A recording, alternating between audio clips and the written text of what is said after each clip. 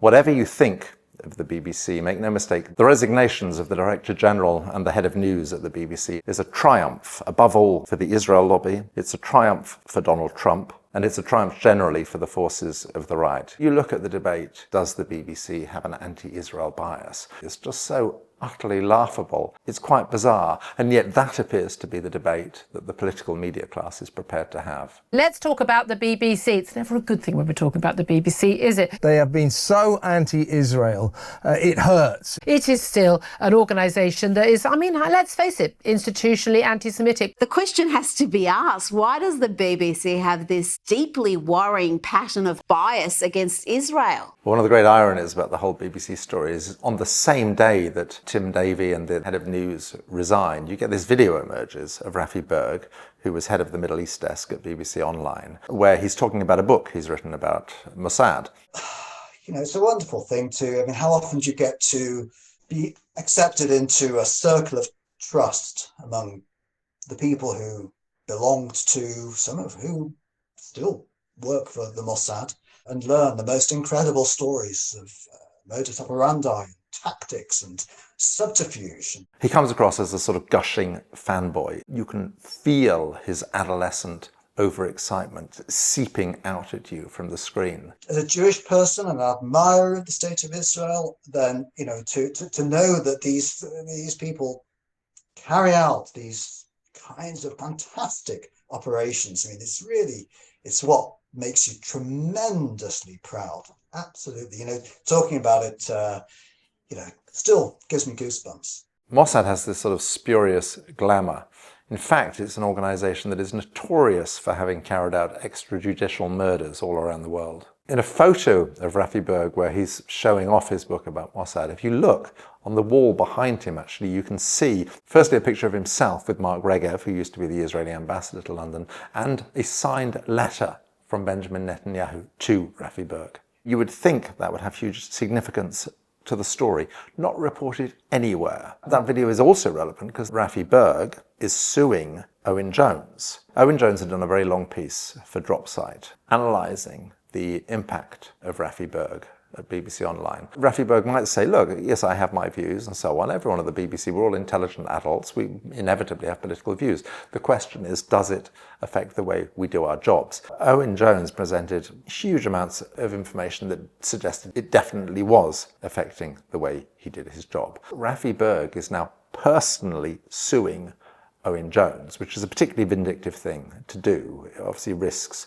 ruining Owen Jones. Now, if Owen Jones loses that case, we are effectively being told not only do we have to put up with this dreadful coverage from the BBC of Israel, if we point out it's dreadful, we're then in danger of being sued. And that really is extremely disturbing. The resignations at the BBC actually, to a degree, reveal just why the BBC has been so appalling in its coverage of Israel, because you become aware of the enormous pressures that are at work on these people. They've lost their jobs now, so you can see why it is they feel intimidated. They're right to feel intimidated. The BBC's coverage of Israel has been appalling. In the wake of these resignations, it's likely to get even worse. Now, why is Western media, and in particular the BBC, like this? I think there are two things at play here. One is the power of the Israel lobby. The Israel lobby is enormously powerful, well-funded, particularly in America, and people are scared of it. I mean, with the BBC, you can actually feel the fear. Ben de Peer, who made the film about medics in Gaza, which eventually had to be broadcast by Channel 4. Read him in The Observer and listen to him speak if you can. The sheer naked fear there is at the BBC of the Israel lobby is quite extraordinary. They were constantly worried what the Israeli lobby might say. I'm a great defender of the BBC. I think it's a wonderful institution, but I just think it's lost its way on Gaza terribly. And that's because it's facing undue pressure. And I don't know whether it's aware it's facing that undue pressure and is caving in deliberately, or whether it just doesn't have the capability to withstand that pressure. There are also clearly massive vested interests that want to break up the BBC's monopoly. Rupert Murdoch and the people who dominate the Conservative Party want to break up the BBC. And that's been the case for years. So let's pick apart what actually happened here. The whole furore is kicked off by a memo being leaked to the Telegraph. This memo is written by somebody called Michael Prescott. Michael Prescott is an external independent advisor to what is called the Editorial Guidelines and Standards Committee of the BBC, whose job is to check that the BBC is in compliance with its editorial standards. Michael Prescott in this memo is largely drawing on the work of somebody called David Grossman, a long-standing BBC journalist who is the senior editorial advisor to the Editorial Guidelines and Standards Committee. The non-executive director of that committee is Robbie Gibb. Robbie Gibb used to be the head of comms, the head of communications for Theresa May. He later led a consortium in 2020 which took over the Jewish Chronicle. He took it over with funds, the source of which has never been disclosed. I think it would be fair to characterize the Jewish Chronicle as being an aggressively pro-Israeli newspaper. But it is quite striking that here you have at the heart of the all-important Editorial Guidelines and Standards Committee these three individuals who reportedly are all very close to each other and work together and very clearly come from a particular political perspective, particularly on Israel. Michael Prescott, who wrote this 5,000-word memo, says at the beginning of it, I have no political axe to grind, I have no position on the Middle East, which seems very unlikely. Very few people these days don't have a position on the Middle East. But I think it's really worth just forensically picking apart that memo. Prescott says he has exposed stark differences between BBC Arabic and BBC English on the subject of Gaza. The English language website had 3 times as many stories that primarily dealt with the suffering of Israelis. It is hard to conclude anything other than that BBC Arabic's story treatment was designed to paint Israel as the aggressor. Now, I think at that point it's pretty clear this is somebody who's coming from a very particular perspective. And one of the great faults of the BBC is it imposes a false equivalence. For example, on a news broadcast, you might have a story about the family of a hostage in Gaza and the anguish they're suffering and so on. Set against that, you might have a story about a bombing in Gaza where perhaps 40 people have been killed, 15, 20 of them children. If you are imposing an equivalence between those two things, you are indulging in a fundamentally racist arithmetic. Prescott's objection to BBC Arabic appears to be that it does not engage in that fundamentally racist arithmetic, which most of us would see as a virtue. Prescott says there was a problem with BBC stories about starvation in Gaza because they weren't telling audiences that the person highlighted had pre-existing medical conditions that might explain their emaciated appearance. In every famine, the first people who die are the people who are already weak. Obviously, that doesn't undermine the fact that there is a famine going on. And it's quite extraordinary that a professional journalist should come out with a point as fatuous as that, particularly if he's trying to claim it's evidence of BBC bias. He talks about stories the BBC did on the Israeli assault on the Nasser hospital in Khan Yunis.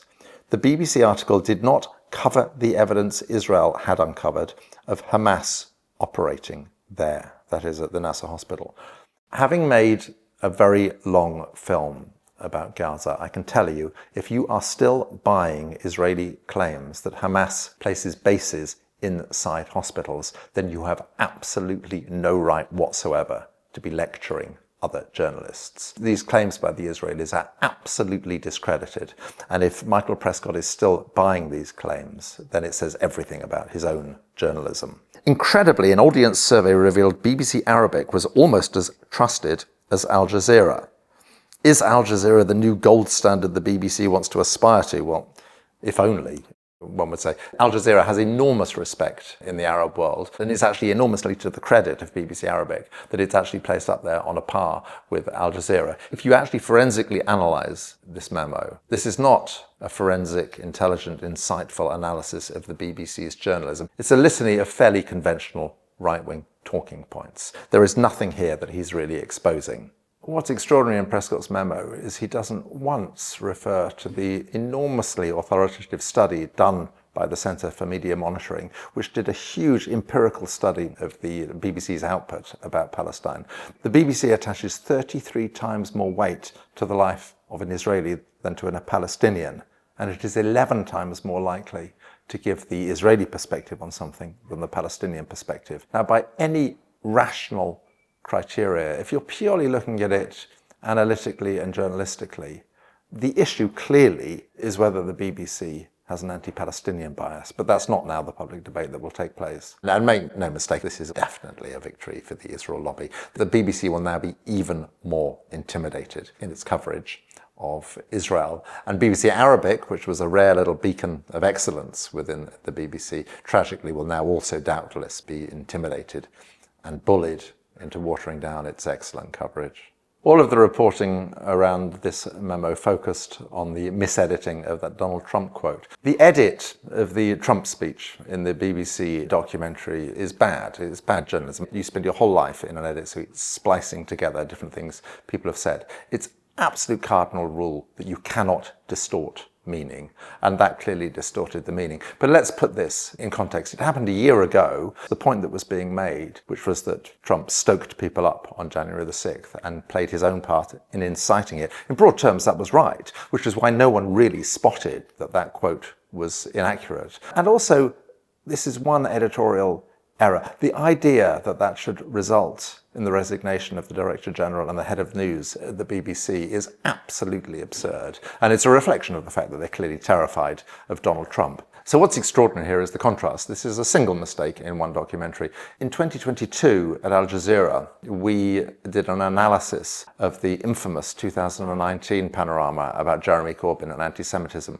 We identified 4 really fundamental, really glaring journalistic problems with that film. We showed that one crucial email had been so ruthlessly edited as to distort its meaning. The anti-Semitic abuse I received was what I was subjected to every single day. Telling me Hitler was right, telling me Hitler did not go far enough. The BBC admitted that the Izzy Lenga story, Hitler was right, Hitler didn't go far enough, was wrong. Other than that, you just got that the programme met the editorial standards of the BBC. No one else in media picked it up at all. And to this day, no one else in mainstream media picks that up at all. What's extraordinary about that panorama is, far from exciting any controversy or criticism, it was actually nominated for a BAFTA.